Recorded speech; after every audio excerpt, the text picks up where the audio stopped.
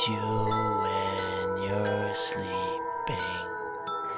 He knows when you're awake. He knows when you've been bad or good. So be bad for badness sake. ये वाक़या Christmas ewe के दिन Tony के साथ पेश आया। उस रात टोनी अपनी 4 साल की बेटी को सुलाने के बाद नीचे सिटिंग रूम में आके मूवी देखने लगा। तकरीबन 11 बजे के करीब टोनी अपनी मूवी देख रहा था, तभी उसके खिड़की के पास नॉक हुई। उसने एकदम मुड़ के खिड़की की तरफ देखा, मगर वहाँ कोई नहीं था। बाहर जोरों शोर से बर्फबारी हो रही थी और उसकी खिड़की बंद थी। वो आगे बढ़ा और अपनी खिड़की की ब्लाइंड्स बंद कर दी, जिससे जो कोई भी हो वो वहाँ से भाग जाए और उससे तंग ना करे। टोनी फिर से अपनी मूवी देखने में मगन हो गया। तभी वक्त बीता और थोड़े वक्त के बाद फिर से नॉक हुई।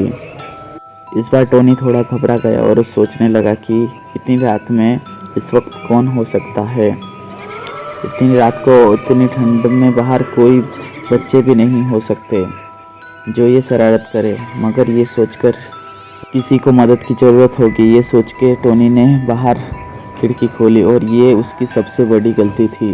तभी अचानक से एक अजीब सा आदमी जोर से खिड़की पकड़ ली और ज़बरदस्ती से अंदर आने की कोशिश करने लगा। टोनी ने बड़ी मुश्किल से उस आदमी को छुड़ा के खिड़की बंद कर दी। टोनी बहुत खौफजदा था और वो आदमी वहाँ से गया नहीं। उससे कहने लगा कि वो उसे घर के अंदर आने दे। वो बार बार यही कह रहा था कि थोड़ी देर बहुत ठंड है, मुझे घर के अंदर जाने दो, मैं फायर प्लेस के पास ही रहूँगा। ये सब टोनी के लिए बहुत अजीब था।